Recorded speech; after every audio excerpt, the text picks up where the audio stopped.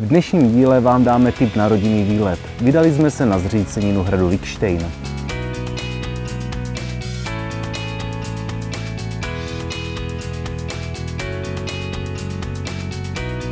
Jsme v okrese Opava, který je součástí Moravskoslezského kraje. Zřícenina se tyčí nad údolím řeky Moravice nad vesnicí Podhradí, která je součástí města Vítkov. Pod hradem lze zaparkovat na parkovišti a k hradu od parkoviště je to zhruba 500 metrů po modré turistické trase. Ještě upozorňujeme, že vstup na zříceninu je na vlastní nebezpečí a je dostupná celoročně a zdarma. Těsně před zříceninou potkáte pomník Waltera von der Vogelweida, což byl německy píšící lyrický básník a jedna z největších postav německého Minnesangu. A právě tady na Viktejně nějaký čas působil. První zmínky o hradu pocházejí z druhé poloviny 14. století. Původně to byl gotický hrad.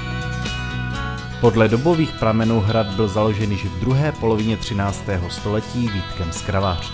Hrad pak později prošel přestavbou v renesančním stylu, což sebou přineslo částečnou demolici původní stavby, rozšíření o nádvoří a vytvoření renesančních hradeb. Hrad také několikrát měnil svého majitele. Například od konce 14. století patřil opavským knížatům, roku 1447 přešel do vlastnictví vladyků z Moravice, později jej získali Bírkové z Násile. V roce 1474 byl hrad dobyt Matyášem Korvínem a pobořen. Později získali hrad do vlastnictví Planktarové z Kničperka a kolem roku 1530 jej nechali opravit. Od konce 16. století do roku 1708 hrad patřil Oderským z Lidéřova.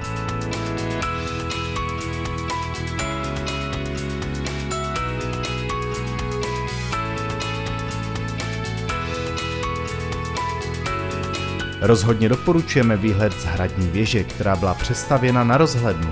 Z ní je krásný pohled do údolí řeky Moravice.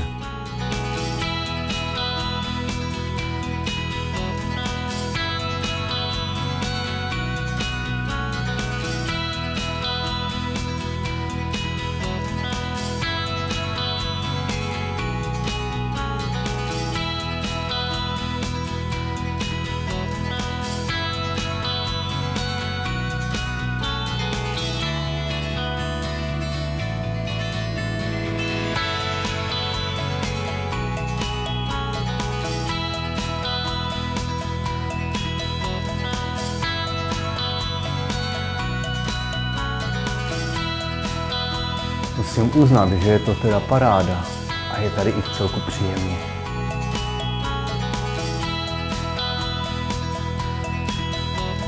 Takových sklepních prostor je tu několik.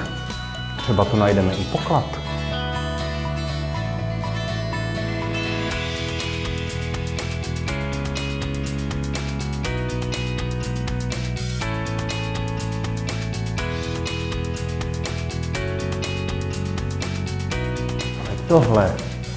Tohle je paráda.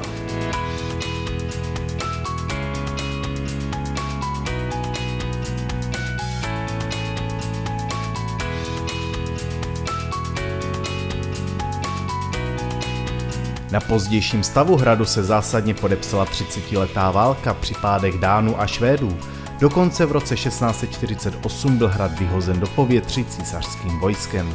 V druhé polovině 17. století proběhly snahy o opravu hradu. Od roku 1708 přešel do vlastnictví Reichů. Ti ho ale využívali pouze k hospodářským potřebám. V druhé polovině 18. století, konkrétně v roce 1776, dochází k definitivnímu opuštění hradu. Zřícenina byla roku 1958 zapsána na seznam kulturních památek a jde o jednu z nejdochovanějších zřícenin v Moravskoslezském kraji. Jedná se o hojně navštěvovanou památku, tak počítejte s tím, že pravděpodobně zde nebudete sami.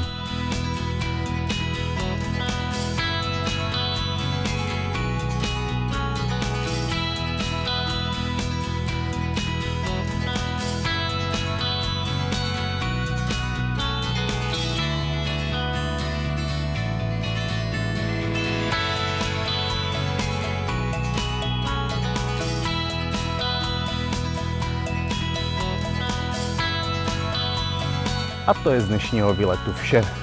Pište nám, odebírejte nás a zase za týden na dalším výletu. Ahoj!